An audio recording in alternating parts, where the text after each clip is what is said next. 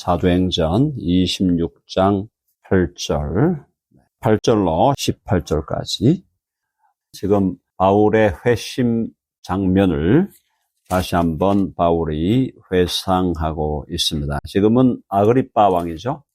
헤롯 아그리빠 왕 앞에서 바울이 자신의 삶에 대한 간증을 통해서 자신을 변호하고 있습니다. 여기서 지금 핵심 포인트는 뭐냐면은 7절에 보면은 바울의 신앙이 바로 구약의 기초에 있는 신앙이었다. 그래서 이 약속은 우리 12지파가 그 앞에 보니까 하나님이 우리 조상에게 약속하신 것, 하나님이 우리 조상에게 약속하신 것이 메시아입니다. 그 메시아 이 약속은 우리 12지파가 밤낮으로 간절히 하나님을 받들어 섬김으로 얻기를 바라는 바인데 아그리빠 왕이여 이 소망으로 말미암아 내가 유대인들에게 고소를 당하는 것이니이다. 그러면서 바울이 유대인들과 다른 점은 메시아가 오셨다는 거죠. 그래서 오셔서 고난당하시고 죽으시고 부활하셨습니다. 그러므로 당신들은 8절에 보니까 하나님이 죽은 사람을 살리심을 어찌하여 못 믿을 것으로 여기나이까. 전능하셔서 천지를 만드신 하나님이 어찌 죽은 사람을 살리지 못하겠습니까? 하나님이 죽은 자를 살리시는 것은 사실 창조의 능력에 하나님이 능히 하실 수 있는 일이다. 그 말이에요.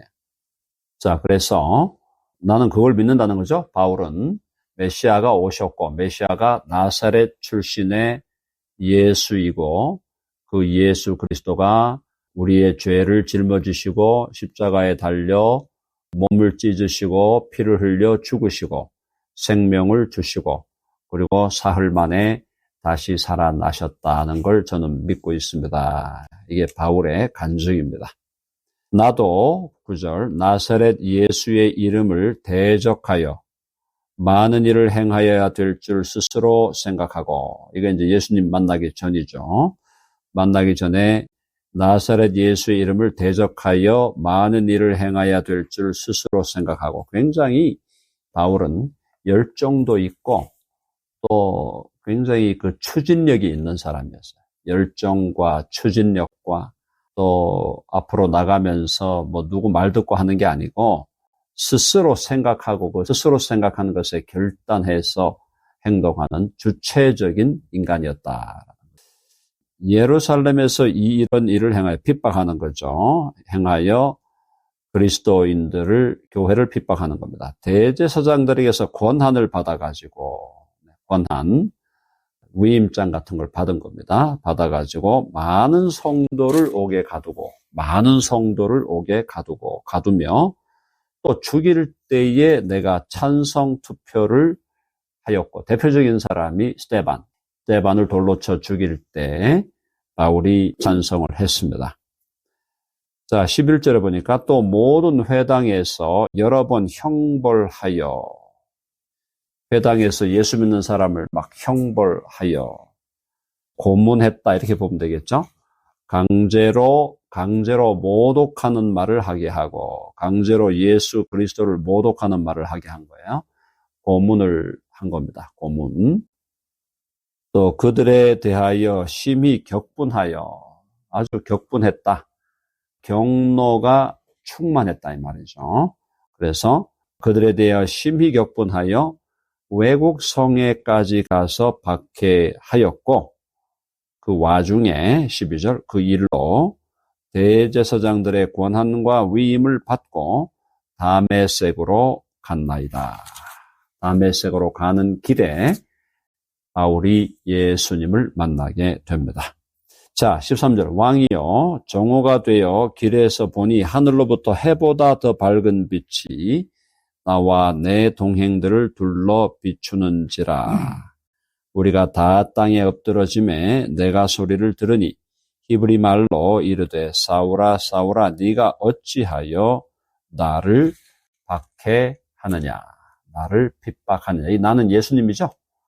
네가 어찌하여 나를 박해하느냐. 가시채를 뒷발질하기가 내게 고생이니라. 가시체라는 것은 지금 그 밑에 보면은 각주가 달려 있어요. 가축을 앞으로 몰기 위한 끝이 뾰족한 막대기. 네, 막대기인데 막대기에 가시 같은 게, 쇠로 만든 가시 같은 게 있어갖고 가축 중에 특별히 소를 몰고 갈 때 이렇게 찌르는 겁니다. 사사 찔러가지고 빨리빨리 가게 하는 거예요. 또 말을 안 들으면 또 조금 더 세게 찔러가지고 방향을 유지하게 하는 건데, 그러다가 이제 소가 화가 나면은 뒷발질을 한다는 거죠. 뒷발질을 해서 소 주인을 공격하려고 하는데, 그러다 보면 또 소는 더 가시체에 의해서 또 고통을 당한다 이 말입니다. 그러니까 가시체를 뒷발질하기가, 소처럼 가시체를 뒷발질하기가 네게 고생이더라. 내가 왜 하나님께서, 주인께서 시키는 일은 안 하고 자꾸 네가 하고 싶은 대로 네 멋대로 하냐. 그러다 보면 너는 결국은 가시체로 고통당하는 소와 같이 될 것이다. 그러니 너의 주인 되신 하나님의 말씀, 또 예수 그리스도의 말씀을 듣고 순종하라, 그 얘기죠. 내가 대답하되 주님 누구시니까? 해봅시다. 주님 누구시니까? 네, 이게 이제 굉장히 중요한 질문이 되겠죠. 그래서 주님 누구시니까? 주께서 이르시되 나는 네가 박해하는 예수라. 지금 바울이 다메섹 도상에서 예수님을 만나고 그 예수님이 메시아라는 걸 확인하는 거죠. 예수가 그리스도라. 예수가 그리스도라는 것은 예수가 메시아다 이 말이잖아요. 그럼 메시아이신 예수를 만나서 그분을 일단 주님으로 그분 앞에 엎드리고, 또 그를 구세주로 또 그분 앞에 엎드리는 겁니다. 그래서 주와 구주로 믿는 거죠. 주와 구주로 믿게 되는 건데, 그렇게 해서 이때 바울이 완전하게 회심을 하게 되는 것입니다. 예수님이 계속 말씀하셔요. 16절, 일어나 너의 발로 서라. 내가 네게 나타난 것은 곧 네가 나를 본 일과 장차 내가 네게 나타날 일에 너로 종과 증인을 삼으려 함이니. 네, 요거는 이제 요약하면은 복음의 증인이죠. 예수의 증인.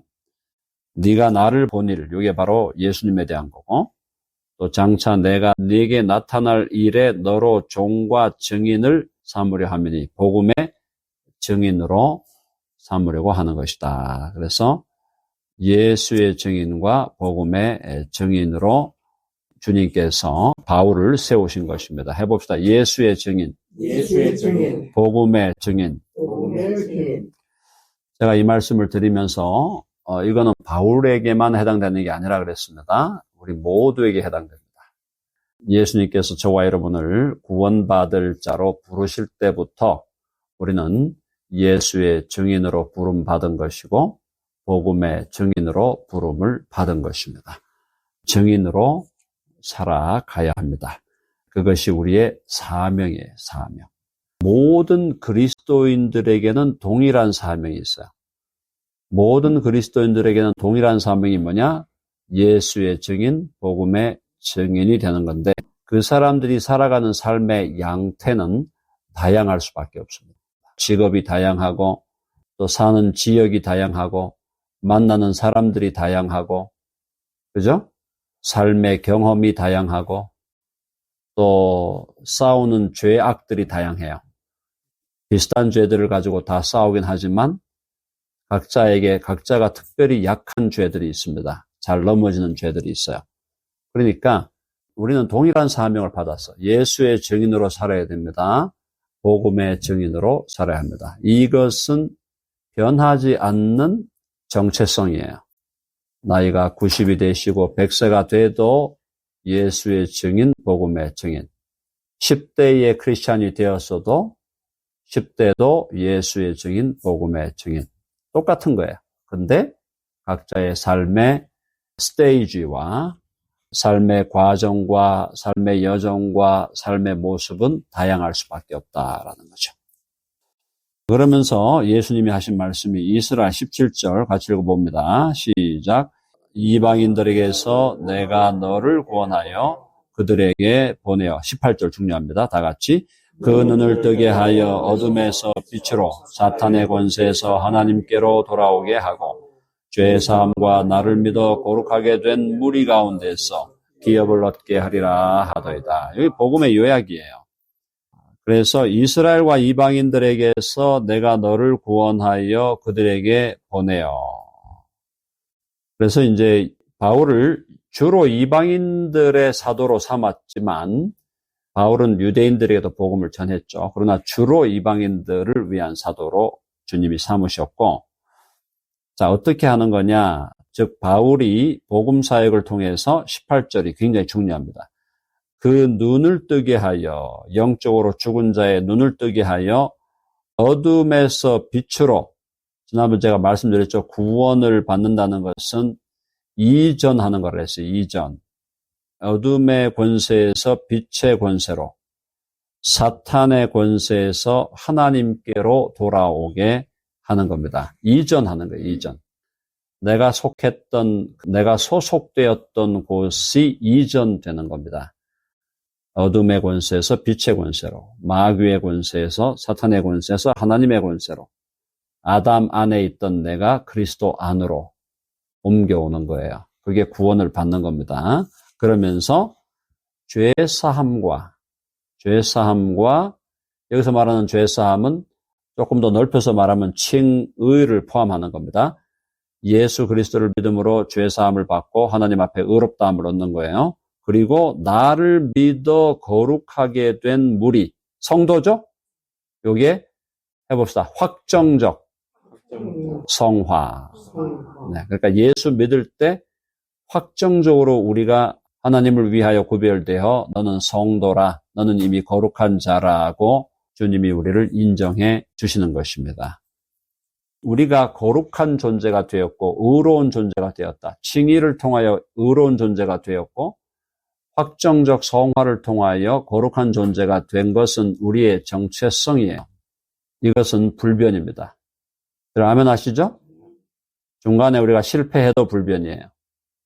실패해도 불변, 우리의 삶이 약간 어그러들었다 해도 불변, 우리가 무슨 사기 암에 걸려서 고생을 해도 불변하는 거예요. 이 정체성은 불변이에요. 하나님 앞에 의로운 자예요. 우리는 예수님 때문에 하나님이 우리를 의로운 자로 보시고 거룩한 자로 보시고 우리를 이는 내 사랑하는 아들이요 내 기뻐하는 자라. 하나님은 우리를 사랑하시고 우리를 기뻐하고 계십니다. 자, 그러니까 제가 계속 강조했죠. 하나님이 우리를 향하여 갖고 계신 하나님의 이미지를 우리를 향하여 웃고 계신 분으로 그리셔야 합니다. 많은 사람들은 하나님을 지금도 기다리고 있다가 꿀밤 주는 분, 기다리고 있다가 회초리 드는 분, 기다리고 있다가 야구 방망이 드는 분으로 생각해요. 기다리고 있다가 혁대 풀어가지고 때리는 분으로 생각합니다. 그게 무시무시한 거예요. 하나님이 그런 분이 아니라니까요. 특별히 우리가 예수 그리스도 안에 있게 되면 우리를 향하여 하나님은 늘 미소 짓고 계세요. 항상 웃고 계세요. 가끔씩 눈살을 찌푸리시기도 하겠지만 기본 디폴트가 웃고 계신 거예요. 그걸 우리가 확인하고 거기에 우리의 신앙의 뿌리를 내려야 됩니다. 하나님은 이제 내 아빠고 내 아버지이심으로 하나님은 나를 향하여 웃으시고 계신다. 항상 미소 짓고 계신다. 여러분 정말 자녀가 있으신 분들, 자녀와의 관계가 정상적인 관계가 되면 자녀를 볼 때마다 행복하잖아. 즐겁고 기쁘고 소식을 들으면 감사하고, 그죠? 그게 똑같은 거예요. 왜 우리가 인생에서 육신적으로도 자녀를 얻고 영적으로도 자녀를 주잖아요. 영적으로도 내가 삼은 제자가 있는데 영적인 제자들이 잘하고 있습니다. 좋은 관계 속에서 열매 맺고 있습니다.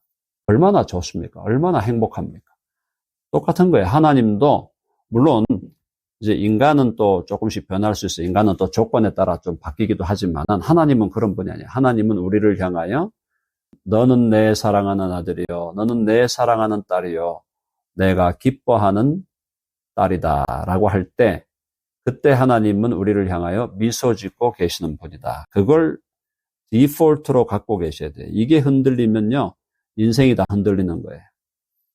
이 정체성은 불변이야. 그러므로 인생에 실패가 있고 좌절이 있고 우울증이 있고 공황장애가 있고 관계가 깨어지고 파산된 것 같고 내 인생은 아무것도 열매가 없는 것 같이 느껴져도 그것은 나의 생각일 뿐입니다.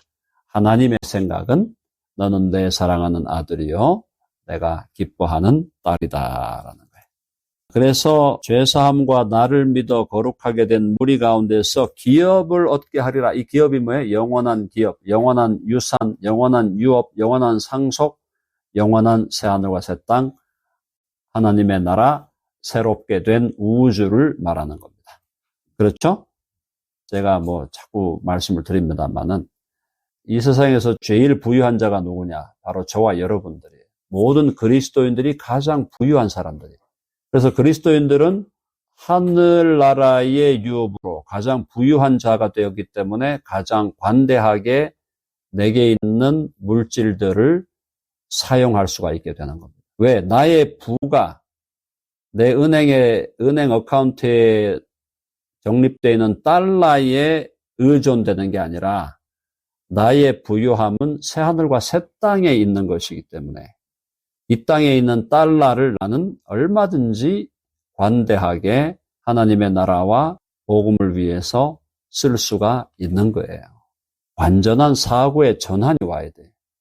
어떤 분들은 달러를 많이 벌어가지고 어쨌든 하나님 나라 일을 하겠습니다. 의도가 좋은데 그러면 그 돈을 벌려다가 시간 보내다가 죽어버려 그냥. 무슨 말인지 이해되세요?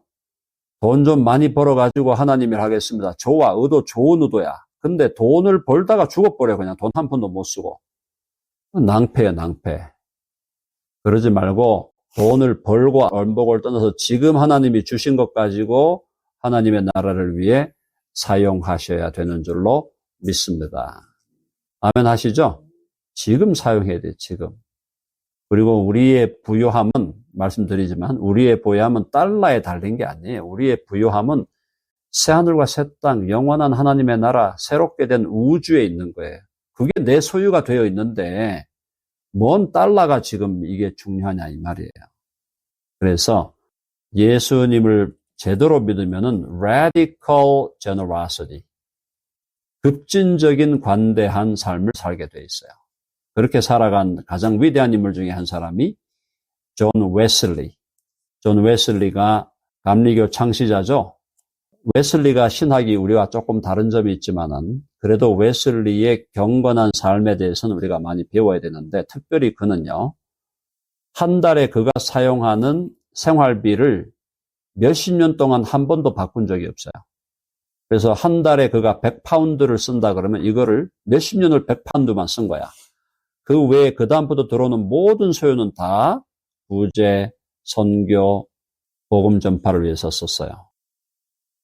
그래서 이 웨슬리가 그런 위대한 삶을 살다가 돌아가셨는데 바울 사도는 사실은 자기 생계를 그냥 자기가 유지하면서 복음을 전하고 그렇게 살다가 또 순교하셨고 어쨌든 지금 기업에 대한 얘기 하다가 이렇게 길어졌습니다만은 우리 예수 그리스도를 믿는 사람은 새하늘과 새 땅이 다 우리의 소유가 되었잖아요. 그러니까 이 헌 땅, 이 옛 땅에 있는 이것에 대해서 우리는 더 이상 미련을 갖지 않는다. 땅도 팔고 집도 팔아서 지금 하나님의 나라를 위해서 쓰셔야 됩니다. 그거 자식들에게 물려준다고 자식들이 잘 사용할 것 같아요? No way! 자식들을 믿지 마십시오. 하나님을 믿고 땅 좀 있고 뭐 좀 있으면 지금 빨리 팔아서 주의 나라와 복음을 위해서 사용하셔야 된다. 자, 그래서 거기 나오는 대로 이게 오늘 18절이 핵심이에요. 핵심. 18절이 그 눈을 뜨게 하여 어둠에서 빛으로 사탄의 권세에서 하나님께로 돌아오게 하고 죄사함과 칭의와 나를 믿어 확정적으로 거룩하게 된 무리 가운데에서 영원한 기업을 얻게 하리라. 이게 복음의 핵심 메시지다라는 거. 자, 이 복음의 증인으로 우리 모두가 살아가야 될 줄로 믿습니다.